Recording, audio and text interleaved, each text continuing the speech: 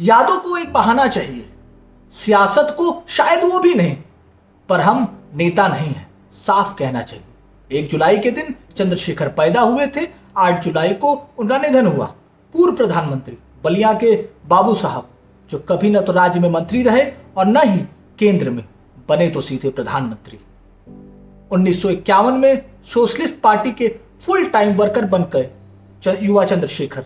तीखे तेवर थे, बात खुलकर कहते थे। जाहिर है कि ज्यादातर लोगों से पटती नहीं थी। इन लोगों में सोशलिस्ट पार्टी के लंबरदार नेता राम मनोहर लोहिया भी थे।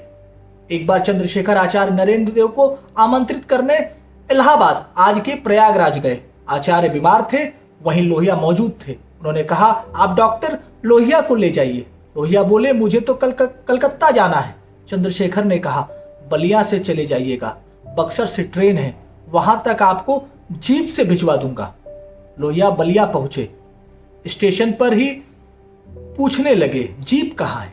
चंद्रशेखर ने कहा, इंतजाम हो चुका है। गेस्ट हाउस पहुंचे तो लोहिया ने फिर सवाल दोहराया।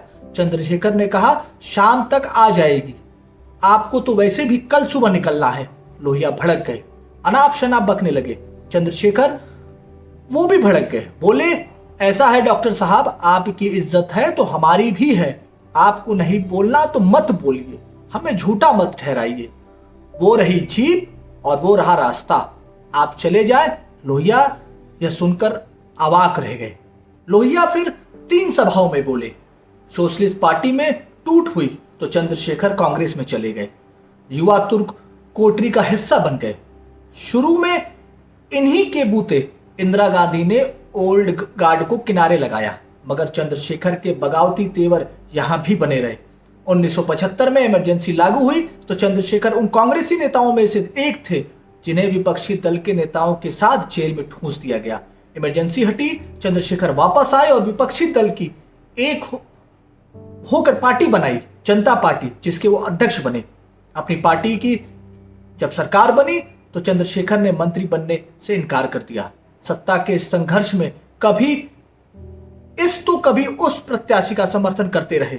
चंद्रशेखर के प्रधानमंत्री बनने की बारी आई 1990 में, जब उनकी ही पार्टी के विश्वनाथ प्रताप सिंह की सरकार बीजेपी के सपोर्ट वापस लेने के चलते अल्पमत में आ गई। चंद्रशेखर के नेतृत्व में जनता दल में टूट हुई। एक 64 सांसदों का धड़ अलग हुआ और उसने दावा ठोक दिया, सरकार बनाने का समर्थन दिया राजीव गांधी के नेतृत्व में कांग्रेस ने। पीएम बनने के बाद चंद्रशेखर ने कांग्रेस के हिसाब से चलने से इनकार कर दिया। 7 महीने ही राजीव गांधी ने सपोर्ट वापस ले लिया। बहाना बनाया हरियाणा पुलिस के 2 सिपाहियों को जो राजीव के घर के बाहर पाए गए थे। कहा गया कि सरकार राजीव की जासूसी करवा रही है। चंद्रशेखर सत्ता जाने के बाद कई बार लोकसभा के सांसद रहे, मगर राजनीति में उनकी पूछ हर बीते बरस के साथ सांकेतिक ही रह गई। मगर आज भी चंद्रशेखर को उनके तीखे तेवरों और साफ बात के लिए याद किया जाता है।